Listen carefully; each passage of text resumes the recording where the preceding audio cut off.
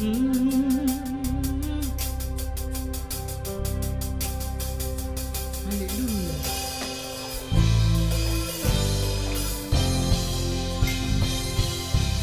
Qui suis-je pour que le roi des cieux m'ouvre ses bras?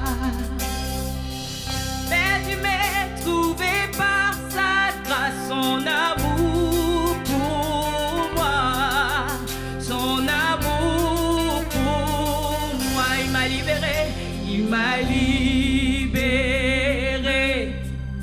ma dette est payée. Je suis enfant de Dieu, je suis à lui. Il m'a racheté tous ensemble. Il m'a racheté à la croix grâce à son âme. J'étais esclave du péché, mais il m'a sauvé. Jésus m'a sauvé. Il m'a libéré. Ma dette est payée. Je suis enfant de Dieu. Je suis à lui. Et dans sa maison. Et dans sa maison. J'ai trouvé ma place. Je suis enfant de Dieu. Je suis à lui. Je suis choisi et affranchi. En toi je sais qui je suis. Tu es moi, pas contre moi. En toi je sais qui je suis. Je suis choisi et affranchi. En toi je sais qui je suis. Tu es moi, pour moi, pas contre moi. En toi je sais qui je suis. En toi je sais. Qui je suis. En toi je sais. Qui je suis. En toi je sais. Qui je suis. En toi je sais qui je suis. En toi je sais. En je sais qui je suis. En toi je sais. Je sais qui je suis. Il m'a libéré. Il m'a libéré. Ma dette est payée. Je suis enfant de Dieu.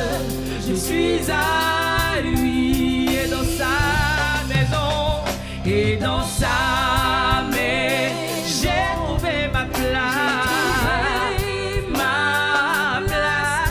Je suis enfant de Dieu. Je suis à lui. J'ai décidé de ne plus reculer. Je suis venu déclarer que le passé est passé en lui. Les choses ont changé. J'ai donné ma vie à Christ. J'ai décidé d'avancer.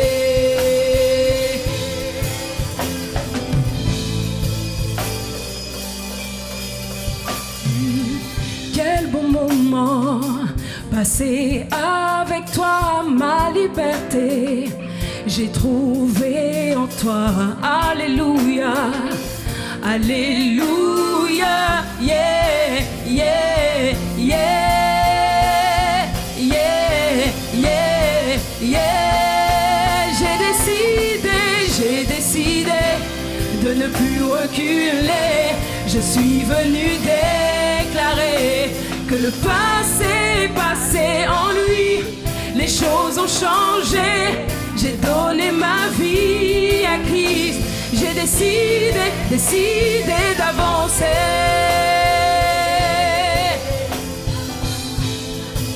Alléluia. Oh, ressuscité avec tout pouvoir en main, Seigneur, tu m'as donné une seconde chance. Alléluia, alléluia, yeah.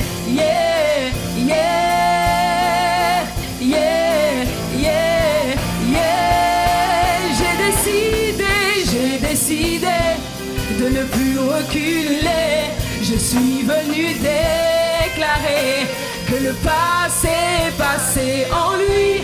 Les choses ont changé, j'ai donné ma vie. J'ai décidé de ne plus reculer. Je suis venu déclarer que le passé est passé en lui. Les choses ont changé, j'ai donné ma vie à qui? J'ai décidé d'avancer, d'avancer, d'avancer, d'avancer, d'avancer, avancer. Tu changes toutes choses, oui, tu changes toutes choses et avec toi je veux avancer. Oui, tu changes toutes choses. Seigneur, tu changes toutes choses. Avec toi je veux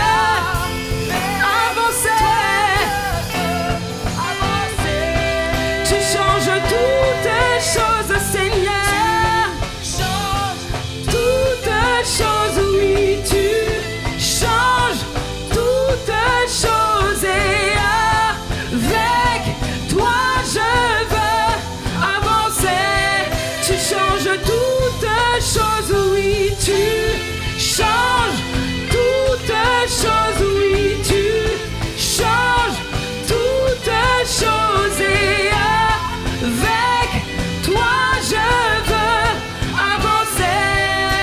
Oui, tu changes toutes choses, tu changes toutes choses, oui, tu changes toutes choses et avec toi je veux avancer. Oui, tu changes toutes choses, tu changes toutes choses, oui, tu changes toutes choses et avec toi je veux avancer. Oui, je veux avancer, avancer. Avec toi Jésus je veux avancer. Avec toi Seigneur je veux avancer. Avancer. Oui, avec toi Jésus avancer. Avec toi Seigneur avancer. Oui, avec toi Yahweh avancer. Oui Seigneur avancer. J'ai décidé de ne plus reculer. Je suis venu déclarer que le passé est passé en lui. Les choses ont changé, j'ai donné ma vie à Christ. J'ai décidé d'avancer.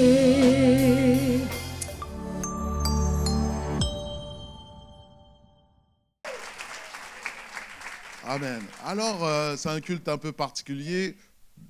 Bon, voilà, on se laisse conduire par l'Esprit. On n'avait pas prévu tout ça, mais le Seigneur a voulu que je sois là.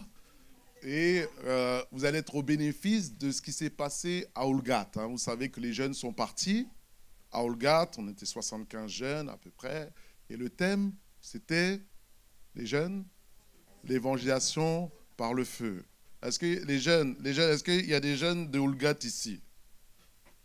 Est-ce qu'il y a des, je veux vous entendre. Est-ce qu'il y a des jeunes de Olgat ici et qui ont reçu... Oh non, là, c'est un chat qui a miaulé, là.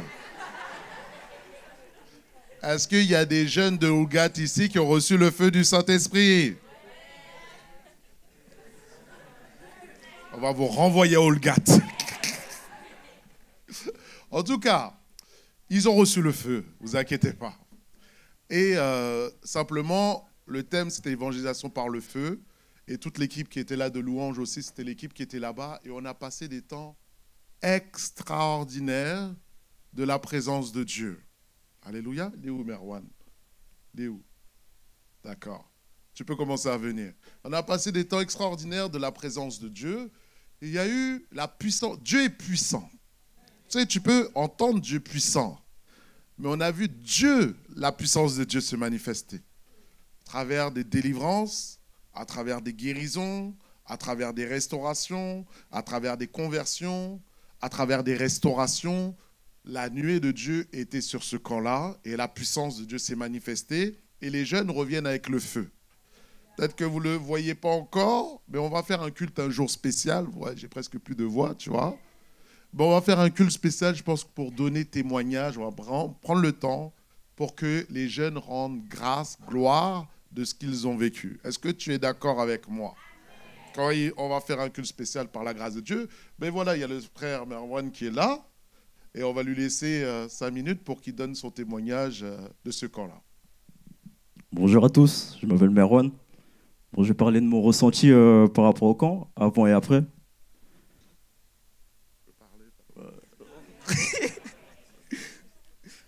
Bon, il faut savoir que moi j'ai grandi dans une famille chrétienne, née de nouveau, mais que j'ai jamais vraiment ressenti la main de Dieu dans ma vie.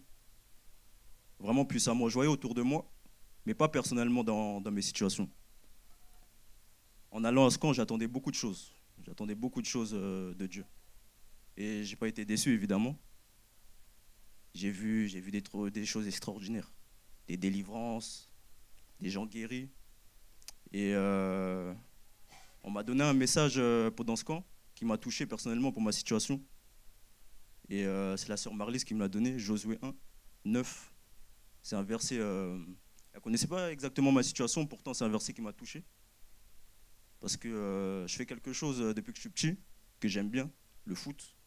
Et ça fait plusieurs années que je n'arrive pas à pratiquer ce sport que j'aime parce que j'ai des blessures à longueur de temps. Des blessures qui m'arrivent à chaque saison. Et maintenant ce verset, il m'a touché vraiment. Parce que à travers ce verset, j'entendais Dieu parler pour moi, à travers la sœur Marlise. Et ce verset, il m'a boosté d'une certaine manière. Il m'a poussé à mettre en avant Dieu avant ce que je demande. Parce qu'on oublie souvent qu'il faut mettre Dieu en avant. Des fois, on a nos propres plans, mais on oublie ceux de Dieu. Et les plans de Dieu sont les meilleurs. Du coup, par rapport à ça, je voulais parler. Et voilà, ce verset m'a donné de la force pour continuer. Et je voulais aussi parler parce que c'est la première fois que j'ai évangélisé durant ce camp. Une expérience extraordinaire. Vraiment à refaire. Et je voudrais dire pour chaque jeune qui est ici, si vous avez l'occasion d'aller à un camp, n'hésitez pas, vraiment. Moi, j'hésitais au début, mais je ne sais pas ce qui m'a poussé à vraiment y aller. Mais au final, je suis allé, je n'ai pas été déçu. Du coup, c'est ça, tout ce que j'avais à dire. Merci, champion. Dieu soit béni. Et Merwan a dansé beaucoup. Ah, le monsieur danse, hein. Là, les mains levées vers le ciel, parce qu'on était à la plage. On a évangélisé à la plage. On a les vidéos, on va vous montrer tout ça. C'était beau. On a chanté avec les micros, on a dansé sur la plage, on a apporté l'évangile à Olgat. Les 75 sont allés évangéliser, hein. Ils ne sont pas restés à la maison. Donc c'est pour ça que je dis, ils sont revenus avec le feu. Et ce monsieur-là était notre danseur attitré. Dès qu'il fallait ambiancer, il était là. Donc on bénit le Seigneur pour cela. Alléluia. Est-ce qu'on peut applaudir notre Dieu qui a béni cette jeunesse? Alors, comme je l'ai dit, le thème, c'était l'évangélisation par le feu. Et le but, c'est le feu qu'on a eu à Olgat. On a sensibilisé déjà l'Église, la jeunesse à ça. Mais il faut sensibiliser maintenant l'Église à l'évangélisation. Et pour que l'Église soit sensibilisée, c'est le feu du Saint-Esprit qui touche les vies, qui touche les cœurs. Donc, on va lire dans la parole Luc 24. Luc 24. Verset 13. Alors on va lire à peu près une dizaine de versets. Donc, suis l'histoire. Luc 24, verset 13. Alors, il nous est dit, on est toujours dans le contexte du mois de la résurrection, de la mort et de la résurrection de Jésus. Donc ce contexte, c'est celui-ci, qu'il y a eu quelques semaines. Verset 13. Et voici ce même jour, 2 disciples allèrent à un village nommé Emmaüs, éloigné de Jérusalem de 60 stades. Ils s'entretenaient de tout ce qui s'était passé. Pendant qu'ils parlaient et discutaient, Jésus s'approcha et fit route avec eux. Mais leurs yeux étaient empêchés de le reconnaître. Il leur dit, « De quoi vous entretenez-vous en marchant pour que vous soyez tout tristes ?» L'un d'eux, nommé Cléopas, lui répondit, « Es-tu seul qui, séjournant à Jérusalem, ne sache pas ce qui s'est arrivé ces jours-ci ?»« Quoi ?» leur dit-il.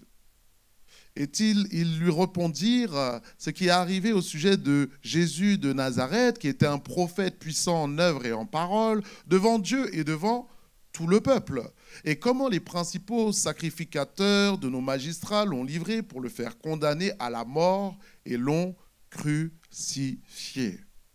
Nous espérions que ce serait lui qui délivrerait Israël, mais avec tout cela, voici le 3e jour que ces choses se sont passées.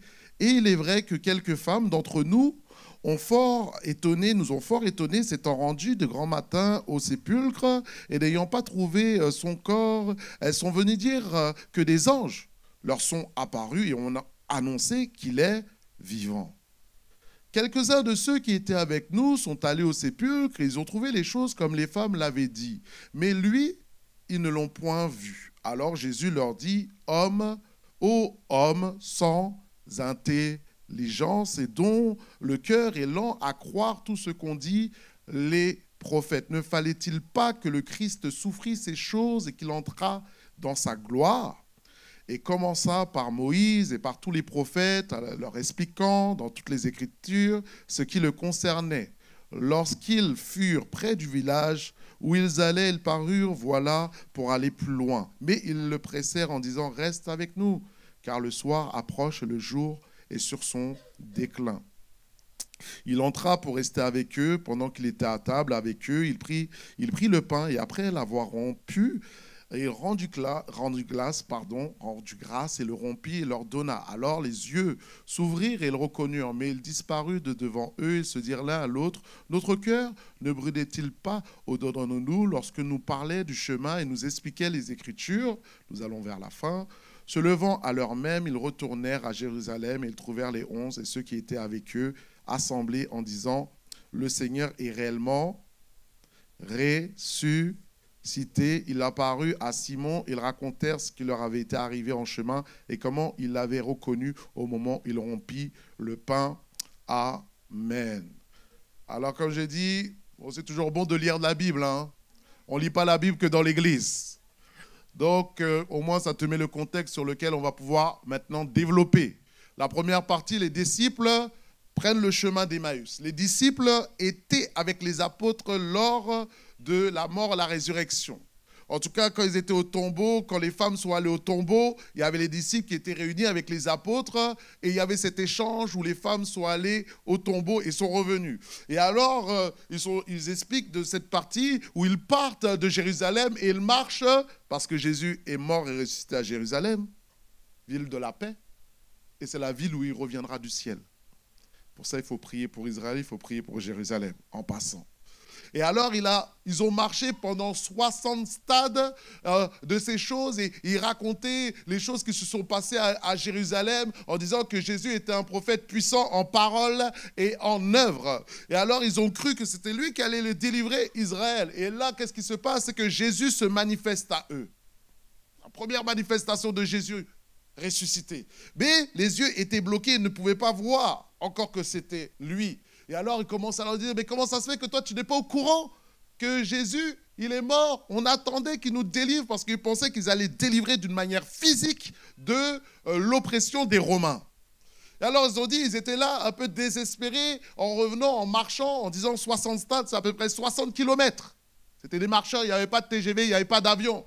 Ils marchaient et ils allaient jusqu'au bout, jusqu'à une révélation, la marche avec Jésus, 2 par 2. Je veux te dire aussi que peut-être que toi aussi, tu marches avec Jésus pendant déjà peut-être 50 ans, 60 ans, 20 ans, 10 ans, 2 ans. mais que ce n'est pas parce que tu connais, tu marches avec Jésus que tu as besoin encore d'une révélation de Jésus. Tu as besoin encore d'une révélation chaque jour de Jésus qui marche avec toi, puisqu'il a dit, tous les jours, je suis avec toi. Alléluia. Mais maintenant, ce Dieu qui est dans le ciel a besoin de se révéler à toi jour après jour. Lui, il te connaît parfaitement, mais nous avons besoin de le connaître. Parce que la vie éternelle, c'est le connaître, et celui que tu as envoyé, Jésus-Christ de Nazareth. Jésus-Christ de Nazareth, c'est la vie éternelle. Et j'ai besoin de développer. J'ai reçu la vie éternelle, mais j'ai besoin de creuser la vie éternelle. C'est-à-dire la connaissance de Jésus. Et ils sont là, ils ont continué. Tu marches dans cette vie. Et on voit que les disciples d'Emmaüs manquaient de révélation. Tu peux marcher avec Jésus et manquer la révélation de la compréhension de ce qu'il fait et ce qu'il agit pour ta vie. Et de la même manière, il y a des personnes, nous avons parlé de la Pâque, et quand tu parles à des gens, quand tu parles de la Pâque, les gens vont te dire, en France, c'est quoi? C'est les chocolats. Ils vont te dire, c'est quoi? Pâques, c'est les lapins. C'est quoi? C'est les œufs. Mais je veux te dire que Pâques, c'est plus que les œufs, c'est plus que les chocolats. J'ai dit, les chocolats et les lapins ne sont pas morts pour toi. Ce n'est pas le lapin qui est mort, c'est l'agneau qui est mort pour toi et pour les péchés de l'humanité. Alors, regarde un peu. Tu vas dans certains pays, j'ai dit, moi j'étais formé au Canada. Quand tu vas au Canada, le vendredi, c'est le vendredi, ils appellent ça le vendredi saint. Beaucoup de pays, le vendredi, c'est un jour même férié, consacré à cette journée de la mort du Seigneur. Mais je parle de ça dans les médias. Dans les médias, on te parle même de Jésus, on te parle des processions, on te parle des actions que les gens font ou des pèlerinages. Mais quand tu viens en France, j'ai été étonné quand même, tu écoutes l'actualité et qu'est-ce qu'on te parle? On te parle de chocolat, on te parle de œufs, on te parle de... C'est tout ce qu'on te parle. Alors que c'est le jour le plus important de toute l'humanité. C'est le week-end le plus important de toute l'humanité qui transforme ta vie et qui te donne la vie éternelle. C'est Jésus qui est mort et qui est ressuscité à la croix. C'est Jésus qui est Dieu, fils de Dieu, fils de l'homme, qui est venu donner sa vie pour l'humanité. C'est Jésus qui te permet d'être sauvé et d'être réconcilié avec le Père. Mais regarde ce que le diable fait. Il prend les choses de ce monde, il prend la vérité et puis maintenant il la mixe. Hein? À la télé, on te parle de chocolat, on te parle d'œufs. Donc quand tu parles à tes collègues, ils te disent « Oui, on va faire une chasse au chocolat. » Une chasse aux œufs. Mais c'est le moment de parler de Jésus. J'ai dit, c'est le moment de parler de Jésus, là. Il faut parler de Jésus. Il faut expliquer qu'est-ce qu'est la Pâque. Il faut que tu expliques qu'est-ce qu'est la Pâque à ces gens-là. Il manque de révélation. Et il y a besoin d'une explication. Quand il manque de révélation, il faut une explication pour recevoir la révélation. C'est pour ça qu'il faut la méditation. Tu as besoin de méditer ta parole. Il y a des choses que tu ne comprends pas encore, mais tu comprendras plus tard dans la parole. Parce que la parole ne se finit jamais d'apprendre et d'être méditée, d'être creusée et d'être approfondie. Sinon, ce n'est pas un livre comme tout le monde. Il y avait un jeune, il m'a dit, « Ah, pasteur, mais moi, j'ai fini de lire la Bible. » J'ai dit, « Eh, c'est quel type de nouvelle génération ?» Mais ce n'est pas un livre que tu lis une fois et puis tu fermes et tu mets sur le bureau. C'est un livre surnaturel. La Bible est un livre surnaturel. C'est le livre que Dieu permet de te parler. Et Dieu veut te parler tous les jours, par son esprit. Parce que la lettre tue, mais l'esprit vivifie. Dans la parole de Dieu, il y a la lettre, mais il y a l'esprit. J'ai dit, il y a la lettre, mais il y a l'esprit. C'est pour ça que quand tu lis la parole, des fois, tu as l'impression que toute ta vie est manifestée. Parce que Dieu te donne un réma. Alors, voilà ce que Jésus a dit. La première chose qu'il a fait, une des premières des paroles que Jésus a dit à des disciples, c'est qu'il a reproché leur incrédulité. Il a dit, ô homme sans intelligence, oh Dieu peut te parler durement des fois. Dieu peut te parler secement. Il a dit, mais les premières paroles après la résurrection, c'est un reproche en disant, mais quand même, la foi, où est votre foi? Pourquoi Jésus fait ça? Parce que les disciples ont marché avec Jésus. Et Jésus avait prophétisé lui-même sur sa croix. Il n'avait pas dit, il faut que je meure. Vous vous souvenez? Il a dit à Pierre, il faut que je meure. Pierre a dit, non, tu ne mourras pas. Donc il avait proclamé sa mort. Mais il a dit, 3 jours, je ressusciterai. Il avait déjà annoncé cela à ses disciples. Et alors que les disciples d'Emmaüs avaient déjà ces écritures, ils avaient aussi maintenant le témoignage des femmes qui est venu, mais ils n'ont pas cru. Et c'est pour ça que Dieu fait un reproche. C'est pour ça que heureux ceux qui n'ont pas vu et qui ont cru. Est-ce que toi, tu as vu Jésus? Tu n'as pas vu Jésus physiquement, mais est-ce que tu as cru Jésus? Est-ce qu'ici, il y a quelqu'un qui a cru Jésus? Est-ce qu'il y a quelqu'un qui a cru Jésus sans voir? Heureux ta vie, heureux sois-tu. Heureux soyons, parce que nous voyons par l'Esprit, nous voyons par la foi, nous croyons en Jésus. Une révélation surnaturelle de l'Éternel. Et nous nous attendons à Dieu. Et nous ne voulons pas marcher par l'incrédulité, mais nous voulons marcher par la foi. Jésus marche avec nous. Seigneur, augmente-nous notre foi. Les disciples ont dit, les apôtres ont dit ça. Donc j'ai besoin de cela pour continuer. Et alors que les disciples marchent avec, voient que maintenant, c'est Jésus qui est en face d'eux. C'est par la Sainte Seine que quand ils ont mangé, il y a une révélation de la compréhension que cet homme qui est à côté de toi n'est pas un simple homme, mais c'était le Fils de Dieu. Alléluia. Leurs yeux s'ouvrirent. Tu as besoin que tes yeux s'ouvrent spirituellement. Tu as besoin de voir le Seigneur Jésus devant toi. Tu as besoin de le recevoir comme Seigneur. Il y a des gens qui viennent dans l'assemblée, ils viennent tous les dimanches, mais ils ne donnent pas leur vie à Jésus. Quelle tristesse de venir, de mourir tous les dimanches, tu es venu à l'église, mais en fait ton cœur n'était pas à Dieu. Donne ton cœur à Dieu. Donne ton cœur à Jésus. Ouvre ton cœur et reçois-le comme Seigneur et Sauveur. Afin que tout le monde soit sauvé. Que tout le monde arrive au paradis. C'est la volonté de Dieu, c'est que tout homme soit sauvé, reçoive le salut. Toi, ta famille, toi et tes amis, toi et tes collègues. Alléluia. Dis à ton voisin, Jésus veut que tu sois sauvé. Dis-lui encore, Jésus veut que tu sois sauvé, toi et toute ta famille, tes amis, tes collègues, tous les gens qui sont autour de toi. Parce qu'à la croix, il a payé, le sang a coulé pour le salut de l'humanité. Et le verset le plus connu, Jean 3,16, car Dieu a tant aimé, il n'a pas tant aimé les chrétiens, il a tant aimé le monde, qu'il a donné son Fils unique afin que quiconque croit en lui, ne périsse point, mais Jésus veut que tout homme reçoive la vie éternelle. J'ai dit, Jésus veut que tout homme reçoive la vie éternelle. Alléluia. Alors, regarde, les disciples d'Emmaüs commencent à parler avec Jésus. Et il dit, notre cœur ne brûlait pas au-dedans de nous lorsqu'il parlait en chemin et nous expliquait les Écritures. Je veux te dire que quand maintenant tu es dans la maison de Dieu, ma maison sera appelée une maison de prière pour toutes les nations. La parole que tu reçois maintenant communique le feu. La parole de Dieu est un feu. Elle embrase les cœurs. Elle embrase l'âme. Elle te propulse, elle te communique une passion. Et ils ont dit, mais attends, quand on parlait avec Jésus, on sentait qu'en nous, il se passait quelque chose. C'est vrai quand même. On a senti qu'il nous parlait, mais il y avait un feu qui s'animait en nous. Et de la même manière, quand tu viens dans la maison de Dieu et que tu entends la prédication, Dieu parle à ton cœur et enflamme ton cœur par sa parole.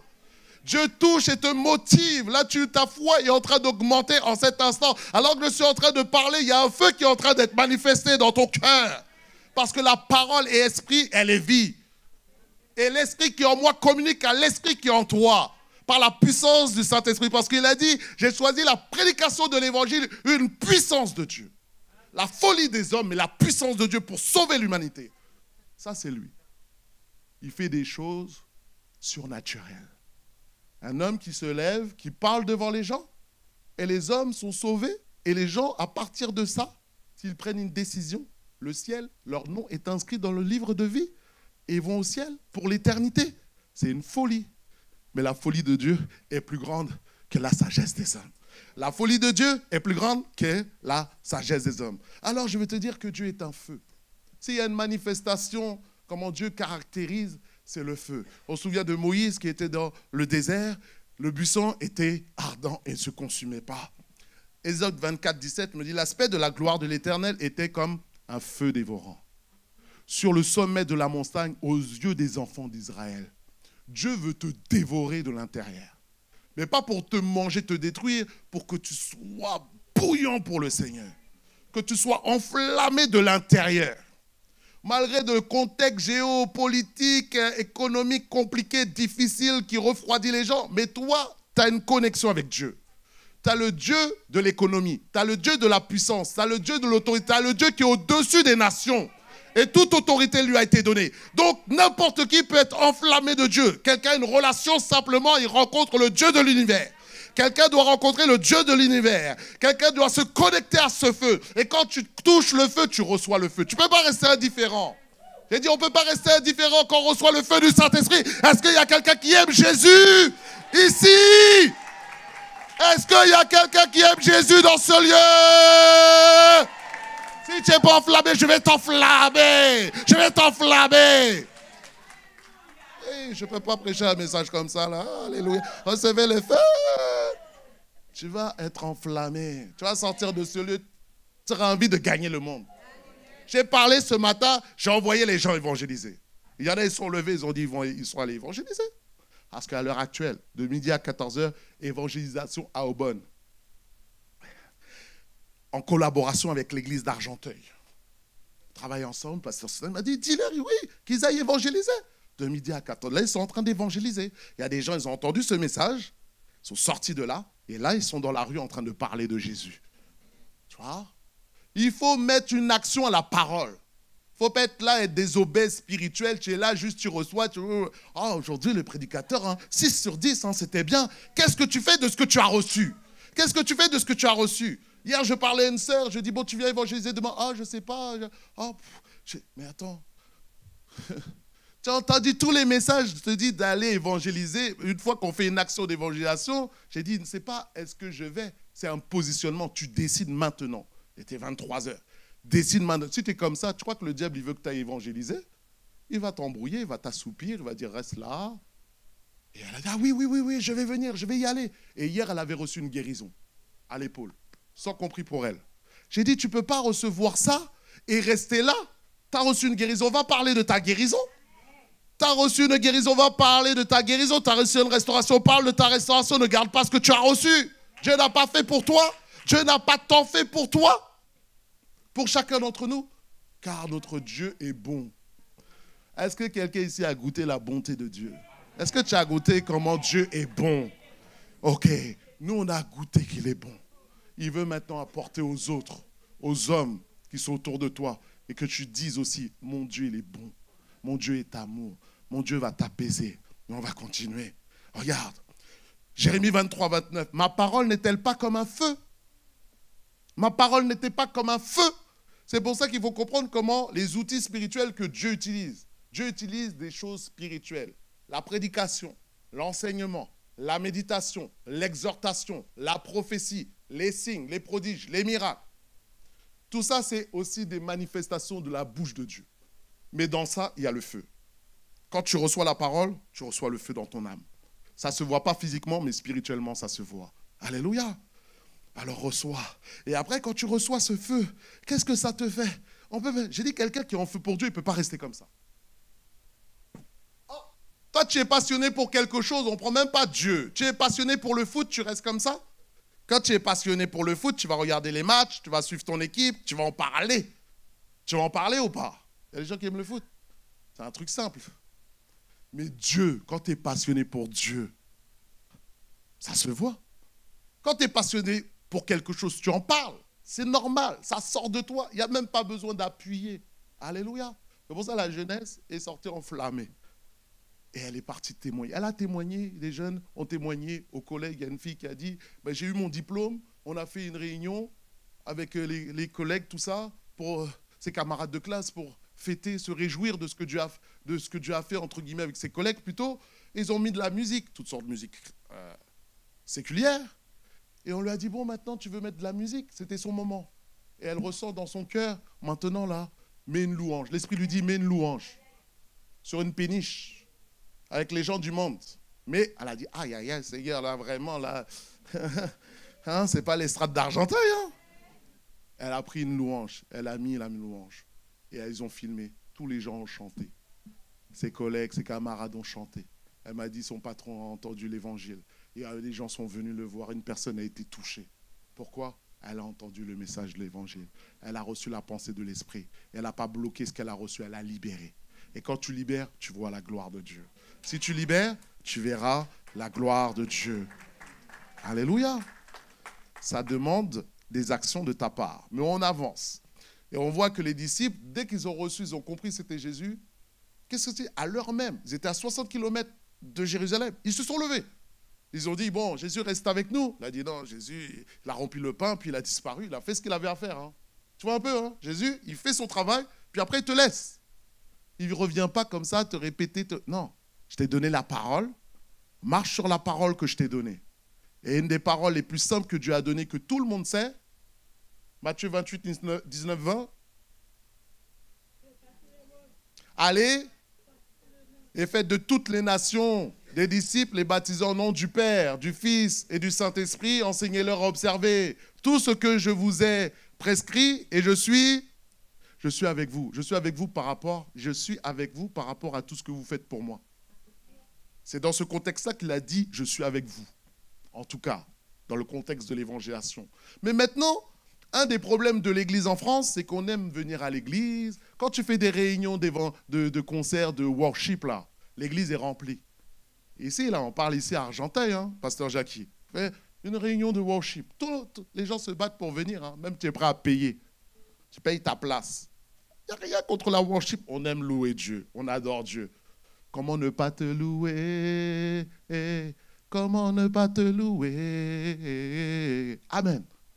On fait une réunion d'évangélisation, 3 fois moins de personnes. Est-ce que c'est normal? Est-ce que c'est normal? Où est le cœur de l'Église? Le cœur de l'Église doit être vers les nations. Dieu n'a pas dit de rester, il a dit de aller. Il a dit de rester pour recevoir la puissance d'en haut. Mais une fois que tu as reçu la puissance d'en haut du Saint-Esprit, tu ne peux pas garder une puissance pour juste t'asseoir là. Cette puissance-là, il faut l'utiliser pour la gloire de Jésus. J'ai dit la puissance du Saint-Esprit, il faut que tu l'utilises pour la gloire de Jésus. Et la puissance, elle est dans ta bouche. Quand tu reçois le feu dans ton cœur, maintenant, toi, quand tu vas parler, il y a le feu aussi qui va être sur ton esprit. L'esprit va être sur tes mots que tu vas dire. Pas besoin de crier. Le feu va être là, la puissance de l'esprit. L'esprit va t'accompagner. Mais vous allez voir ça. On va avancer. Et Acte 2, verset 3 nous dit des langues semblables à des langues lors de la Pentecôte. Des langues de feu qui sont descendues du ciel. Le feu représente le Saint-Esprit. Ta langue que tu as eue est enflammée par le Saint-Esprit pour parler de Jésus, pour parler de ce qu'il a fait. Ça veut dire que maintenant, quand tu vas parler, le feu aussi va t'accompagner pour communiquer la vie là où tu es. Psaume 69, verset 10 nous dit « Le zèle de ma maison » oh, il faut finir les Écritures. « Le zèle de ma maison me dévore. » Est-ce qu'il y a quelqu'un zélé pour Jésus? Est-ce qu'il y a quelqu'un qui aime Dieu? Quelqu'un qui veut servir Dieu, quelqu'un qui veut honorer Dieu, quelqu'un qui veut élever Dieu. Quelqu'un qui a ce cœur-là va faire des actions pour le Seigneur. Ce n'est pas possible autrement. Alléluia. Alors, embrasé par l'Esprit, ça va t'apporter la compréhension, la révélation, l'explication. Et il y a tellement de besoins dans le monde, tellement de gens qui sont dans le besoin. Déjà, dans l'Église, les gens sont dans le besoin. Il y a des situations, là, déjà. Mais déjà, dans l'Église, il y a des besoins. Mais dans le monde, tes collègues, tes amis, mais c'est extraordinaire. On a besoin d'allumer des bougies. Un frère avait une vision un jour, il voyait comme des bougies qui étaient éteintes. Il disait qu'un chrétien, c'est comme une bougie qui a été allumée. Et cette bougie qui a été allumée, le Saint-Esprit, Dieu, le Père, le Fils, le Saint-Esprit, ce qu'ils veulent faire maintenant, c'est allumer chaque bougie qu'il y a sur terre. Mais il y a des bougies, quand il n'y a pas le feu, ça durcit, ça s'endurcit à cause de l'amertume, à cause de la méchanceté, la haine qu'il y a dans ce monde. Les gens deviennent durs. Mais toi, ta bougie, il faut que tu partages le feu qui est en toi en communiquant ce feu. Tu vas allumer une bougie, tu vas allumer une deuxième bougie et la cire va recommencer à couler.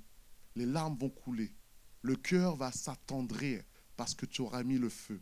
Mais maintenant, je vous dis que l'efficacité de l'évangélisation de chacun d'entre nous est plus efficace qu'un évangéliste, un pasteur. Parce que nous, on va parler aux gens dans l'église. Mais toi, tu peux parler à combien de personnes à ton travail qui ne connaissent pas le Seigneur? Combien d'amis qui sont inconvertis qui ne connaissent pas le Seigneur? Si chacun d'entre nous dans l'église en action, on ferait cette part de parler, de donner son témoignage. Waouh! On libérerait la parole de Dieu et des âmes seraient sauvées, je t'assure. Tu verrais des âmes sauvées pour la gloire de Dieu. Alléluia. J'ai parlé de Frédéric quand j'étais à Montluçon, congrès des pasteurs. Et j'étais avec mon oncle qui a porté la parole la dernière fois, le pasteur Joël Sita, et on allait manger au KFC. C'est correct. Et alors qu'on va manger, il est assis quelque part, je dis, ah tonton, viens, on va s'asseoir là. Et alors qu'on va marcher, tout d'un coup, il y a un homme métropolitain avec toute sa famille qui me regarde, mais droit dans les yeux. Et je dis, bonsoir. Les gens te ice contact, bonsoir. Oui, bonsoir. Et on a les badges à Montluçon, où tu as 700 pasteurs qui sont là. Donc, tout Montluçon, c'est une ville, Montluçon, hein, dans le centre de la France. Et il y a tous les pasteurs vont manger dans les restaurants. Donc là, c'est la ville la plus sanctifiée de France pendant un week-end. Tu as tous les pasteurs de France, alléluia. Donc, pasteur Jackie, tout ça, pasteur Sostet. Et donc là, ils voient les badges. Mais qu'est-ce qui se passe, monsieur? Qu'est-ce qui se passe? Il y a une conférence, il y a un séminaire. Alors là, tu m'ouvres une porte, là. Ah, tu m'ouvres, je veux manger, mais bon, allez, c'est parti. Ben voilà, nous sommes pasteurs, voilà, et puis on commence à parler du Seigneur Jésus, on lui a expliqué. On est dans le KFC, hein, on est debout. Tellement on parle, mais ils étaient en train de boire nos paroles. Ça, c'est pas nous qui étions en train de dire, ah, il faut écouter Jésus. C'est comme si là, ils étaient là, mais restez avec nous, on veut entendre.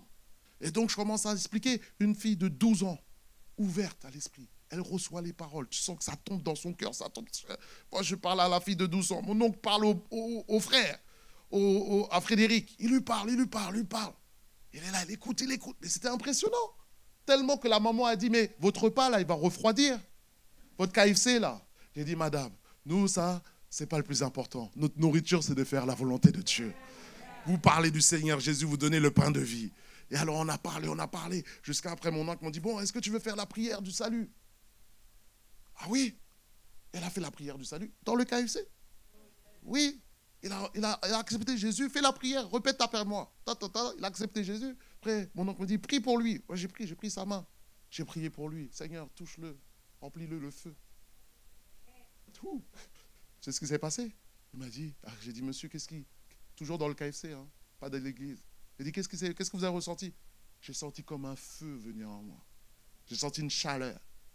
J'ai senti, et je sentais ses mains, j'ai vu ses mains en chauffer et il y avait comme de la sueur. J'ai senti, c'était moite, tu vois. Et quand il a senti cette chaleur, il a senti, je me sens en bien-être. J'ai dit, ça, vous savez ça, moi je ne suis pas un sorcier, je suis un pasteur, c'est l'Esprit de Dieu qui fait ça. Je ne peux pas le créer. Révélation, manifestation du Saint-Esprit dans le KFC. Je vous assure, Dieu se manifeste aussi à l'extérieur. Mais ce qui s'est passé, c'est quand il a dit ça, sa fille aussi a réagi, elle a dit, ah oui, mais moi aussi, quand vous avez prié pour moi, j'ai senti une chaleur. Ils ont accepté Jésus, j'ai gardé contact avec les jeunes, et le soir, elle nous envoyait un message pour nous dire, merci beaucoup vraiment pour la prière. Elle m'a parlé comme une chrétienne, engagée depuis 3 ans, une jeune de 12 ans. J'ai dit, non vraiment, là, il y a des gens, ils ont soif. Il y a des gens qui ont soif, et ils ont besoin qu'on leur explique. Tu vas être la personne qui va expliquer. Tu es le prochain qui va parler, qui va expliquer, qui va prier, et le Saint-Esprit va venir. Tu es le prochain qui va amener une âme à Jésus dans le KFC, dans le McDo. Moi, je crois que Dieu va te utiliser dans cet endroit-là. Alléluia. Alors, on avance. Les disciples ont reçu, ils reviennent à Jérusalem. 60 km aller, 60 km retour, tellement il y avait un feu qui bouillait. Il fallait raconter ça aux apôtres. On fait un petit flashback. Maintenant, il y a les visites des femmes, le tombeau est libre. Et vite, souvenez-vous, les femmes étaient là et ont été proches même du sépulcre. Quand ils ont mis le sépulcre, il y avait les femmes qui étaient là. À la mort de Jésus, il y avait des femmes qui étaient là. Alléluia. Et même quand le tombeau, les premières à se lever, à aller au tombeau, c'était des femmes. Les visites des femmes qui sont là et qui ont apporté des aromates préparés. Elles avaient préparé avec leur cœur, avec la tristesse de voir leur Seigneur qui était disparu. Mais je veux dire que les aromates représentent quoi? Les aromates représentent ton adoration. Les aromates représentent un doux parfum que tu amènes vers l'éternel. Quand tu viens dans la maison de Dieu, tu viens donner un culte à Dieu. Tu ne vas pas simplement prendre ton culte. Dieu, il a besoin de recevoir l'adoration et la louange. Par l'expression de dire, ah, comment ne pas te louer? Tu es bon, tu es fidèle, tu es merveilleux, tu es digne de louange et d'adoration. Comment je ne peux pas rester la bouche fermée devant un Dieu si bon? Je ne peux pas rester la bouche fermée devant un Dieu si bon. Ce n'est pas possible. Et même, je ne comprends pas des gens qui ont vu Jésus. Mais comment tu veux aller voir d'autres choses? Il y a quel type? Comment? Non, franchement, il faut réfléchir sur ça. Hein. Jésus, là. amour de Dieu. Un Dieu qui vient sur terre, il meurt pour toi. Toi, tu es là, tu te battais contre Dieu. Et toi, tu veux laisser un Dieu comme ça? Non. Dieu est trop bon, il est trop amour, il t'aime trop. On ne peut pas abandonner un Dieu comme ça. Non, que Dieu nous fasse grâce. Que Dieu te fasse grâce de marcher avec Jésus toute ta vie. J'ai dit de marcher avec Jésus toute ta vie. Toi, tes enfants et les enfants de tes enfants. Par la puissance du Saint-Esprit. Applaudis l'Éternel, applaudis sérieusement. Alors, elles sont là, et quand elles rentrent, elles disent, mais je ne comprends pas. Premier aussi, elles voient des faits, elles arrivent. Imaginez la révélation que Dieu a donnée à ses sœurs. Parce que les premières qui ont reçu la révélation de Jésus ressuscité, c'est les femmes. C'est des femmes qui étaient là parce que c'était les adoratrices, elles aimaient le Seigneur. Elles étaient zélées pour Dieu, pas de ce qu'il a fait pour nous, mais tellement il a été bon envers nous. Alors est-ce qu'ici il y a des femmes qui aiment Dieu dans ce lieu? Est-ce qu'il y a des femmes qui aiment Jésus? Est-ce qu'il y a des femmes qui aiment Jésus ici? Est-ce qu'il y a des adoratrices en esprit en vérité? Est-ce qu'il y a des évangélistes? Dieu a honoré la femme par la résurrection. N'oubliez pas, à l'époque, les femmes étaient délaissées, étaient méprisées, étaient mises de côté comme les enfants. Mais là, la première à qui Jésus se manifeste, en tout cas les anges, c'est des femmes qui ont reçu le message le plus puissant de l'humanité. C'est pour ça, femme, sois bénie. Femme, sois zélée. Femme, sois passionnée de Jésus. Femme, sers l'Éternel de tout ton cœur. Et alors, voici les faits. Elle voit la pierre qui a été roulée. Première chose, la pierre a été roulée. Ce n'était pas une petite pierre, c'était une grosse pierre. Déjà, c'était un fait surnaturel, ça ne pouvait pas se faire comme ça. Elle rentre dans le tombeau est vide. Elle commence à se poser des questions, mais il s'est passé quelque chose dans ce lieu. Il y a quelque chose qui s'est passé, elle ne comprenait pas. Elle dit, mais... Je veux te dire qu'il y a des gens, quand ils vont voir la pierre roulée de ta vie, parce que toi, il y a la mort qui a roulé aussi. Le miracle, c'était déjà cela. Et Dieu a fait des miracles dans ta vie. Parce que la pierre de la haine a été roulée. La pierre du non-pardon a été roulée. La pierre des soucis a été roulée. La pierre de la destruction a été roulée. Que quelqu'un me dise Amen. Que quelqu'un qui a vu la pierre rouler dans sa vie dise Amen. Et alors, tu es libre maintenant. Le miracle. Et les gens ont vu maintenant ces faits. On dit, mais... Depuis que tu es chrétien, mais tu n'es plus les mêmes. Est-ce qu'il y a quelqu'un qui a changé? Est-ce qu'on t'a dit quand tu es devenu chrétien, tes amis, ta famille sont venus te dire, mais il y a quelque chose. Tu étais dépressif. Tous les jours, tu faisais la bip. Tu étais là, un tombeau. Et puis maintenant, Attends, tu as les sourires. Mais tu ne regardes pas les actualités, tu ne vois pas la guerre, les bruits de guerre. Ah oui, mais moi, je vais te raconter que la plus grande guerre du ciel a été remportée pour moi. C'est Jésus qui m'a sauvé, qui m'a lavé, et il m'a libéré de la puissance de Satan. Alors comment ne pas me réjouir? C'est pour ça qu'il faut que les gens vont voir dans ta vie des faits. Ils vont voir des choses, ils vont te poser des questions. Et il faut que tu utilises cela. Quand les femmes maintenant ont posé des questions, qu'est-ce qui s'est passé? Dieu dans le ciel a vu envoyer les anges. 2 anges. Pour venir maintenant donner l'explication des faits qui se sont manifestés. Il n'y a plus le tombeau. Et voici ce que les anges disent. Ah, c'est très intéressant quand tu commences à réfléchir sur la résurrection. Alléluia. Tu regardes. Il te dit, mais comme elle ne savait pas que penser de cela, voici 2 hommes leur apparurent, les anges, en habits resplendissants, saisis de frayeur, elles bercèrent le visage contre terre, mais ils leur dirent, pourquoi cherchez-vous parmi les morts celui qui est vivant? Il n'est point ici, mais il est ressuscité. Souvenez-vous de quelle manière il vous a parlé. Vous avez vu les anges qu'il faut? Il rappelle la parole de Jésus que tu as reçue. Souvenez-vous, et qu'il disait qu'il faut que le Fils de l'homme soit livré entre les mains des pécheurs, qu'il soit crucifié, et qu'il ressuscite le 3e jour, et elles se souvinrent des paroles de Jésus. On a besoin des fois de se souvenir de ce que Jésus nous a dit. Il faut se rappeler, parce que la parole de Dieu est éternelle. Quand Dieu te donne quelque chose, il faut le garder. Ça prend 1 an, 2 ans, saisis la parole. Si la promesse tarde, attends-la car elle s'accomplira certainement. Donc, car la foi, souviens-toi, les anges, les disciples et les femmes ont oublié la parole de Jésus. Les disciples d'Emmaüs ont oublié la parole de Jésus. Mais les anges sont venus pour expliquer ce qui s'est passé et rappeler la parole de Jésus. Alléluia. De la même manière, il y a des gens qui vont voir des faits dans ta vie, la pierre roulée, la pierre de la haine, la pierre de la dépression. Ils vont venir vers toi et te dire, mais qu'est-ce qui s'est passé? Ils auront besoin d'une explication maintenant. Comme les anges ont expliqué aux femmes, toi tu es envoyé pour expliquer à tes collègues, à dire, c'est Jésus qui m'a touché. C'est Jésus qui m'a délivré. J'étais brisé et il m'a restauré. J'étais abattu et il m'a relevé. J'étais rejeté et il m'a accepté. J'étais dans le péché et il m'a sanctifié. Et maintenant je suis enfant de Dieu, fils du Dieu très haut. Est-ce qu'il y a quelqu'un qui est fils du Dieu très haut dans ce lieu? Est-ce qu'il y a des enfants de Dieu? Est-ce que tu peux applaudir pour ta propre conversion? Ah oui! Et alors tu lui diras ce verset, Jérémie 32, 27. Voici, je suis l'Éternel, de Dieu de toute chair. Dieu de toute chair. Tout vient de Dieu et tout ira à Dieu. Et il dit, y a-t-il rien qui soit étonnant de ma part? Y a-t-il quelque chose qui soit étonnant de ma part? Je ne veux pas libérer les gens des pensées de suicide, des pensées de mort, des pensées de rabaissement. Non, par la puissance du Saint-Esprit, tout est possible à celui qui croit. Et les besoins que les gens ont dans des collègues qui sont là, ta famille qui est liée, elle a besoin, c'est le nom de Jésus qui veut briser les chaînes. Qui brise les chaînes de la rancune, qui brise les chaînes du non-pardon. Parce que le diable travaille fort. Toi, tu es là, tu ne parles pas pour Dieu, mais le diable travaille dans le monde. Il faut qu'on se lève. Il faut qu'on se lève.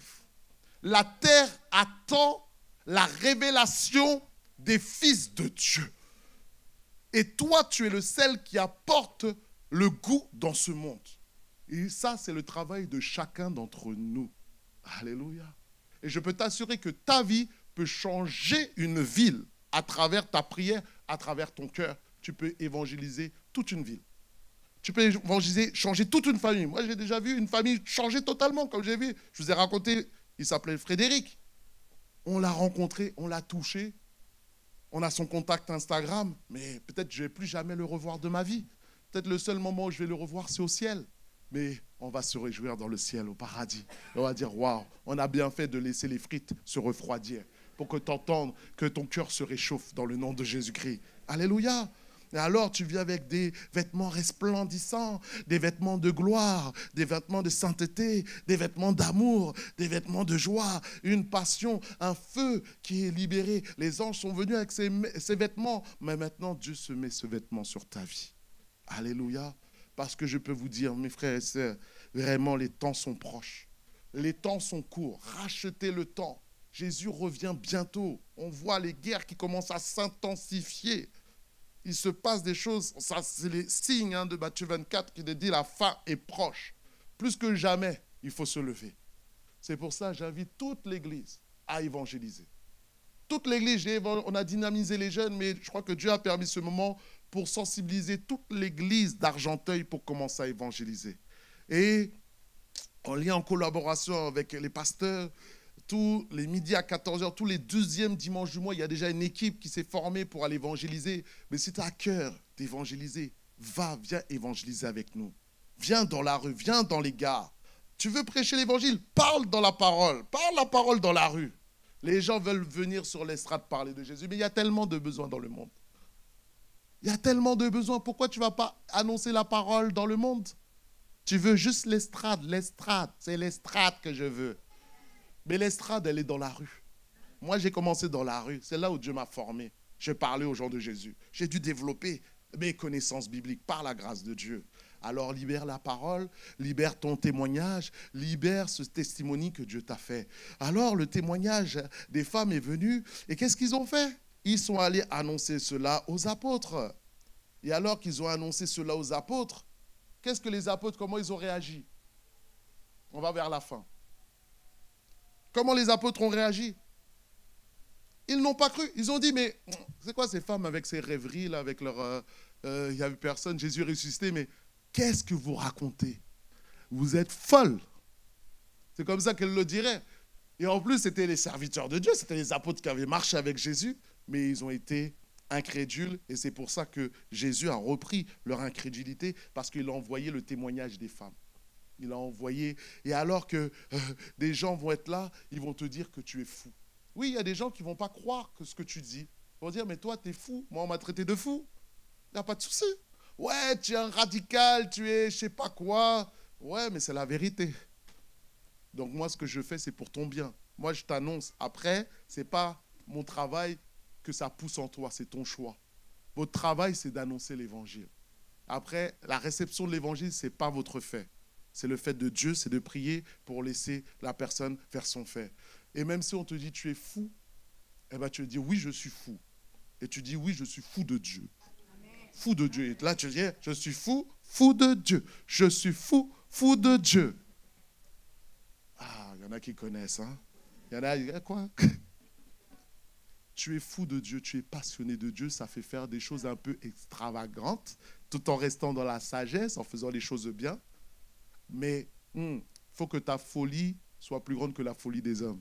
Ta folie de Dieu est plus grande que la folie des hommes, que la plus grande des sagesses des hommes. Regarde 1 Corinthiens chapitre 1, verset 21, je te le dis rapidement. Puisque le monde, avec sa sagesse, n'a point connu Dieu dans la sagesse de Dieu, il a plu à Dieu de sauver les croyants par la folie de la prédication. Il y en a qui méprisent la prédication. Il faut prier pour les serviteurs de Dieu. C'est le moyen que Dieu a utilisé pour sauver les âmes. Les Juifs demandent des miracles et les Grecs recherchent la sagesse. Nous prêchons Christ crucifié, scandale pour les Juifs et folie pour les païens. Mais puissance de Dieu et sagesse de Dieu pour ceux qui sont appelés tant Juifs que Grecs. Tu vois, dans la prédication de Dieu, dans la prédication de l'Évangile, il y a la puissance de Dieu et il y a la sagesse de Dieu. Alléluia. Verset 25, car la folie de Dieu est plus sage que les hommes et la faiblesse de Dieu est plus forte que les hommes. Et alors, il te dit, prêche l'évangile, parle du Seigneur. 2 Timothée 4,2, prêche la parole, insiste en toute occasion favorable ou non, reprend, censure, exhorte avec toute douceur et en instruisant. L'apôtre Paul parle à un serviteur de Dieu, un pasteur, mais nous croyons que les femmes, Magdala, toutes ces femmes qui étaient là auprès de Jésus ont annoncé et reçu la parole et libéré la parole. Reçois la parole dans l'église et libère la parole dans le monde. Alléluia. Dis à ton voisin, libère la parole. Dis-lui avec douceur, donne ton témoignage. Ton témoignage peut sauver une vie de l'enfer. Ton témoignage peut sauver une vie de l'enfer. Comme tu es venu pour le baptême, raconte simplement ce que Jésus a fait dans ta vie. Que tu l'as accepté comme Seigneur et Sauveur. Il m'a donné la paix, il m'a donné de l'amour, il m'a donné la joie. Je me sens mieux dans ma vie, je suis épanoui. Dis simplement ça et crois que la puissance de Dieu va se manifester et va agir. Alors je finis avec ce dernier point, c'est qu'il y en a qui n'ont pas cru, mais parmi les apôtres, un a cru. Qui est-ce? Pierre s'est levé, il a entendu la parole, il s'est levé et il a couru. Il a couru où? Au tombeau. Il a couru dans le lieu qui était pour la défaite des disciples. Il a couru pour vérifier. Et là, Jean l'a accompagné. Ils sont allés et il s'est rendu compte que le tombeau était vide. Il s'est rendu compte que Jésus n'est plus là. Et il est revenu, il a saisi la parole. Et il est devenu cet apôtre. La relève de l'église primitive, prêchée, 3000 sauvés, 5000 sauvés par la puissance du Saint-Esprit. Une femme qui est venue, qui lui a donné d'abord ce témoignage. Quand tu vas apporter l'évangile, tu ne sais pas à qui tu parles. Tu ne sais pas à quelle destinée tu es en train de parler. Peut-être que tu es en train d'évangéliser le futur Reinhard Bonnke des nations. Peut-être que tu es en train d'évangéliser le futur prophète des nations. Mais tu ne le sais pas encore. Parce que dans chaque personne, il y a une destinée qui est cachée. Et qui se révèle en Dieu. C'est pour cela, à travers ta vie, que des pierres se lèvent. À travers ta vie, que des serviteurs se lèvent. Parce que tu leur as évangélisé et tu leur as apporté le Seigneur. Alléluia. Simplement, j'avais cette dernière illustration. Une fois, on a été évangélisé. J'étais dans une grande église, à Nouvelle-Vie, au Canada. On fait une activité d'évangélisation. On était une jeunesse de 500. On fait une action d'évangélisation. C'était pendant la Pâque en plus. Et tout d'un coup, on y va, on se rend compte que, devinez combien on était. 3. On était 3. J'ai dit, waouh, qu'est-ce qui se passe ici? C'est l'enlèvement de l'église déjà? Et les gens ont dit, on fait quoi? On y va? On va évangéliser ou pas? J'ai dit, on est là, on évangélise. On est allé au centre commercial, on était à 3, une grande église de 2500 personnes. Vous voyez un petit peu le delta? Et on a évangélisé, on a parlé de Dieu. Et à un moment, je pars et on prend la voiture. Et je vois un jeune homme. Et j'ai la conviction dans mon cœur là de sortir de la voiture, d'aller le voir, lui parler de Dieu. Ok, dernière âme, je sors, je lui parle de Jésus. Et il dit, voilà, il reçoit le Seigneur. En tout cas, il entend parler du Seigneur. Je rentre en France, je travaille, je repars au Canada. Je suis dans une réunion et d'un coup, je vois un jeune homme pendant une réunion de jeunesse. Je me dis, il me dit quelque chose. Et là, le pasteur me dit, mais c'est toi le black. Je dis, comment ça, le black? Ah oui, le jeune homme, tu sais, que tu vois là, c'est le jeune homme, c'est lui que tu as parlé dans la rue. Il est venu au concert, il a accepté Jésus. Et aujourd'hui, il sert dans l'église. J'ai dit, praise the Lord. Tu ne sais pas ce qu'une parole peut faire. Et aujourd'hui, il m'annonce la parole par les réseaux sociaux. Jusqu'à aujourd'hui, 15 ans après les chrétiens, ils marchent dans l'église. Alléluia. Tu ne sais pas qu'est-ce que Dieu peut faire avec ta vie pour libérer la parole. Bénissons le nom du Seigneur. Est-ce que nous pouvons prier? Je t'invite à te lever simplement. On va vers la fin. On est à la fin plutôt. Et prie simplement que Dieu puisse t'utiliser. Prie que Dieu puisse, que tu puisses sauver des âmes simplement. Que l'église d'Argenteuil gagne des âmes pour la gloire de Dieu. Nous sommes dans cette nouvelle saison. Élève la voix et prie maintenant pour toi-même. Seigneur notre Dieu, nous te remercions pour ce temps. Te remercions pour ce moment. Seigneur, c'est toi. La parole a été libérée et je prie que tu arroses cette parole de ton esprit afin que tu touches les vies, tu touches les cœurs, tu touches chacun, Seigneur, et tu sensibilises chacun à parler, à témoigner, parce que tu as un feu dévorant et ce feu que tu as mis dans nos vies, on ne veut pas le garder simplement pour nous. On veut qu'un maximum soit sauvé autour de nous, nos familles, nos amis, mais nos collègues, nos voisins, par la grâce du Saint-Esprit. Sensibilise nos cœurs maintenant en cet instant. Sensibilise nos âmes à toi, à ta parole, parce que tu dis que ta parole est un feu. Alors je prie de répandre ton feu maintenant, surnaturel sur les vies, ton feu dans les cœurs. Et alors que nous prions, s'il y a des gens qui ont particulièrement à cœur l'évangélisation, je t'invite juste à lever la main là où tu es. Et toi, tu es interpellé particulièrement, tu as un cœur pour évangéliser. Lève la main simplement là où tu es, je vais prier. Lève ta main pour que je te vois bien.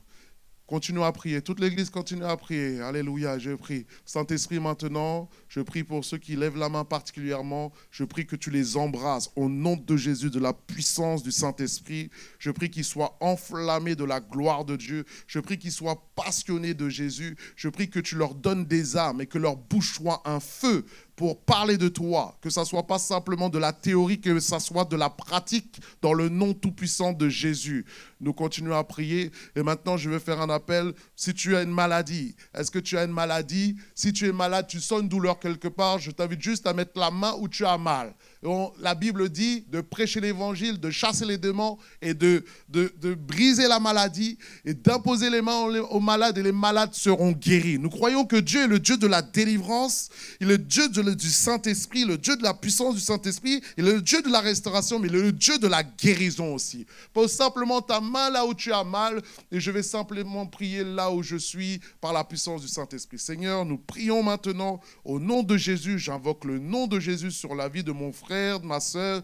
Je brise la maladie maintenant par la puissance du Saint-Esprit, que ce soit dans les os, que ce soit dans la chair, que ce soit dans le sang, que ce soit dans les neurones, que ce soit dans le dos. Je brise maintenant cette maladie par la puissance du Saint-Esprit et je relâche la guérison maintenant au nom de Jésus, une huile de guérison sur les yeux, sur le dos, sur les os, sur le sang. Seigneur, glorifie ton nom à travers des signes, des prodiges, des miracles que tu nous as dit qui accompagneront ceux qui ont cru. Nous croyons, Seigneur, au nom de Jésus, que tu es le Dieu de la guérison. Et nous disons simplement, Amen, Amen, Amen. Applaudissons notre Dieu.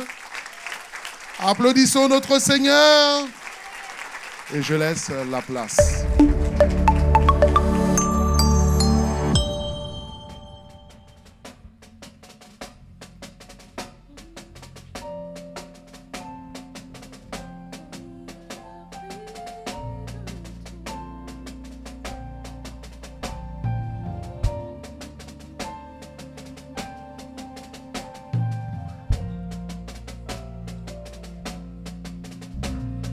Ici dans le secret, à l'abri de tout, je demande ta paix, étant à genoux. Montre-moi tes projets, la voie tracée pour moi. Mon cœur est disposé à t'écouter, je suis prêt à entrer dans ta volonté. Ma vie t'est consacrée, oui, viens m'utiliser.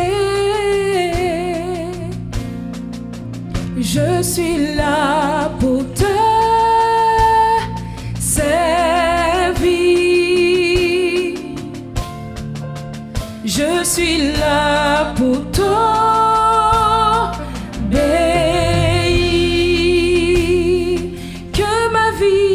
Que ma vie te glorifie. Je suis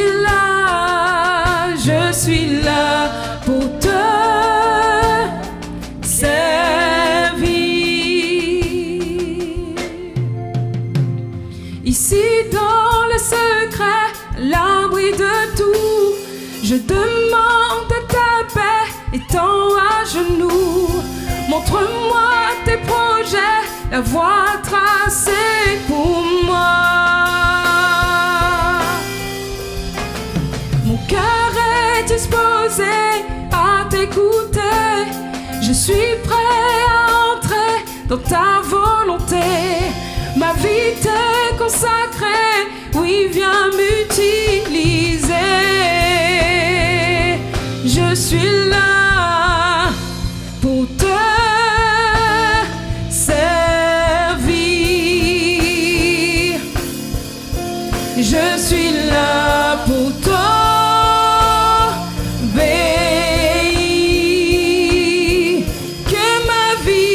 Que ma vie te glorifie.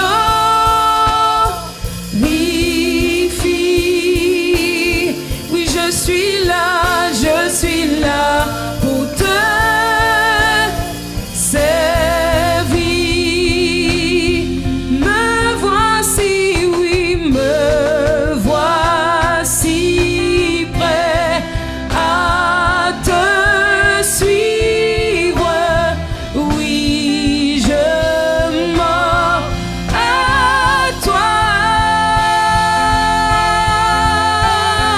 Que ma vie soit une offrande. Jésus règne en moi. Me voici, oui, me voici prêt à te suivre.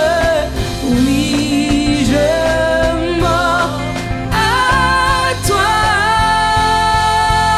Que ma vie soit une offrande. Jésus règne en moi. Je suis là pour te